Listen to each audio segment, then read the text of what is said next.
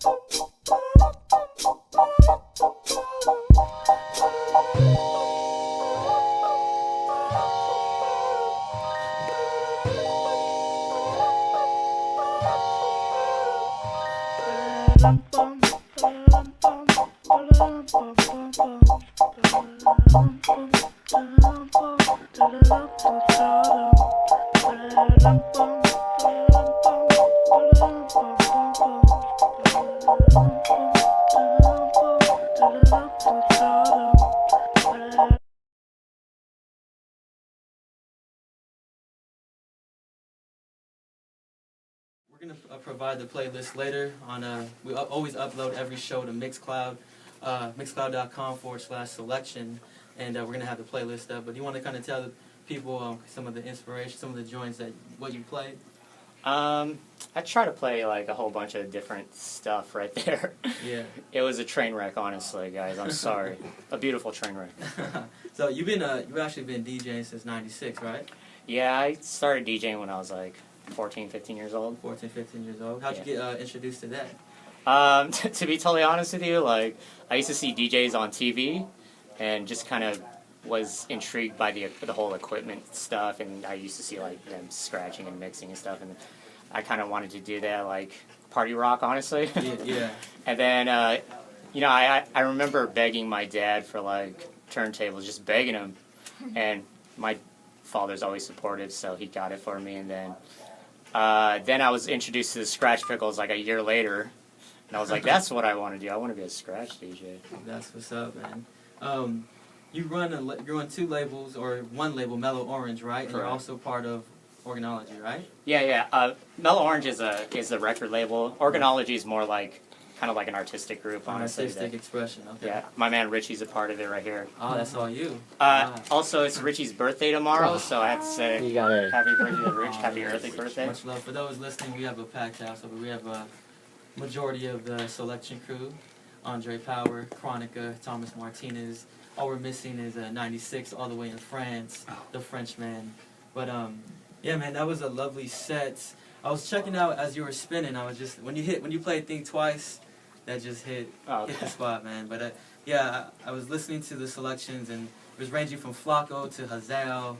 I can honestly say all those artists definitely have like a similar sound. Like you guys are all on the same vibration, but you guys all hold it down from all parts of the globe, and I definitely respect it. And actually, I don't know if you remember, but this is actually, I don't know if you know, this is our 66th show here at Soulection Radio. A year ago, I had contacted you, and I remember I heard Saturn, I believe, on the SoundCloud, and I contacted you. I'm like, yo, this is the first show I'm going to be doing, and I remember you sent me this track, and Saturn. This actually never got released, right?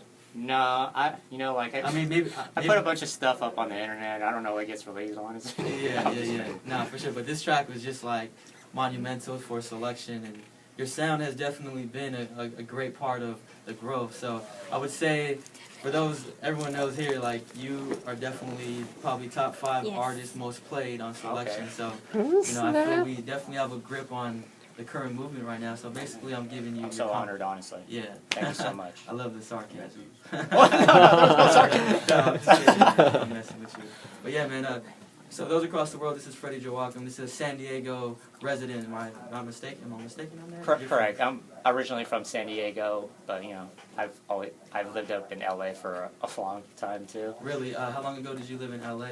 I lived in Long Beach for maybe 3 years, and then I lived in Koreatown for like another 3 years, and then I'm always bouncing back and forth. That's what's up. And you're also part of an event called Beat Kitchen out there, correct? Yeah. In San Diego, myself, other Mellow Orange member Question, and our other friend Charlie Rock, we run a little event called the Beat Kitchen. It's every second Saturday of every month, and it's just like a monthly where we can spin whatever we want, just good vibe music. Do you guys usually cater to like a traditional sound of like hip hop, like a lot of soul? Yes, like it's a lot of classic hip hop, a lot of soul. Do you ever drop some of your joints? I'm curious because Andre also stays in San Diego as well, and we've been doing the monthly art in the park out there, and you know the crowd out there, in my opinion, they're very traditional, and when it comes to certain like newer sounds, they're a little bit hesitant at some point. Yeah. I mean, there's definitely not a big crowd for the new soul stuff. Honestly, like the electronic stuff. But like there's a good amount of people do they react fairly well to when you play, like, say if you dropped a joint like this, or do you occasionally drop some of your tracks within your mix, your sets out there? Yeah, occasionally I'll drop some of my stuff, and for the most part, the reaction is pleasant. I never get it. Well, to be honest, me and my friends, me and Thomas especially, we always talk about how that 90 BPM range, that tempo of sound, is so safe. It's very, I could say, it's a safe sound, and you can't really knock it, especially when you have a lot of like good samples, a great synths layered over, and you just have. I've heard like comparisons between you and Eric Lau. Mm-hmm. But what I always like to say, much love, no pun intended, to Eric Lau. But what I love about your sound in particular is that, for instance, like a track like this, you have like a crispy snare. You have just the right amount of crisp. It's almost like that JD, like that punch. You know what I mean? Whereas I feel some of the kicks, they're just like too filtered or too standard. But I feel like yours are really organic and live, and that can make all the difference. Like, you feel it more within, you know what I mean? Yeah, even a track like this, like on Midway, this track just hits you right within, and I think that's your extra kick, and where other producers, I think, kind of struggle, or I don't know what it is, but it's always important to stay fresh on the sound and keep it as organic and future percussionist and all that type of sound. You feel me, right? Like, I grew up on the classic kind of hip-hop stuff, which I will forever love, but, I like the new stuff coming out, and the way I kind of, like, make my music is I kind of take inspiration from both sides. Like, I don't really, like, shun any type of music. Of course. So, like, I kind of find a balance where, I'm kind of using the old techniques and the new techniques, and the old sound and the new sound, just kind of definitely. Sometimes you even use Ableton through your sets. What's the difference from, obviously, turntables such as Techniques? It has much of a more live feel. It's like straight within, whereas Ableton is more of like electronic, more like a preset, more of like an edit type of, right? What's your take on, like, when do you decide to do an Ableton set, when do you decide to do like a live, like on Serato or something like that? Usually when I rock DJ sets, like if I'm just gonna play a whole variety of music, I'll do a Serato set. But if I'm just playing my stuff, then I'll get down on Ableton. I'm kind of fairly new to kind of doing the live beat sets, but I'm still kind of learning. Yeah, speaking of that, in February 9th, in a couple of weeks, for those out there, if you live in San Diego, Orange County, LA County, Thursday, February 9th, we're going to have Freddie at our second Soulection night out in San Diego, and at Kava Lounge. We're going to have him, Abjo, myself on the ones and twos, and Andre. We're going to have some other artists, but I think we might keep it really focused and really, spotlight. But so if you guys are out there, I'm letting you guys know now. You guys definitely want to come out. Today you heard a DJ set by Freddie, but it's definitely going to be more, like I was telling him in an email, I definitely want him to cater to some of the newer sounds. And speaking of that, I was going through the discography, and man, you put out massive amount of, you've been a part of many compilations, and was it 07 or 08 till you finally put out your actual official first release? My first release, I believe, was in '08. In '08? And it was an album called In With Time. It was a Japanese exclusive. We actually didn't release it for. Yeah, I actually have that. I don't know how I found it. I did some research on it. I was able to catch like a little rapid share. That was the only way, man. Yeah. There's no way I'm gonna pay $45 for. Or next time I might have to get those high quality 320s from you. But yeah, I'm looking. '06, you've been part of the compilation, the Braille Survival Moment and Evacuate. One that really stood out to me, though, as you talked about, was which one was it? Oh, the Change Up compilation.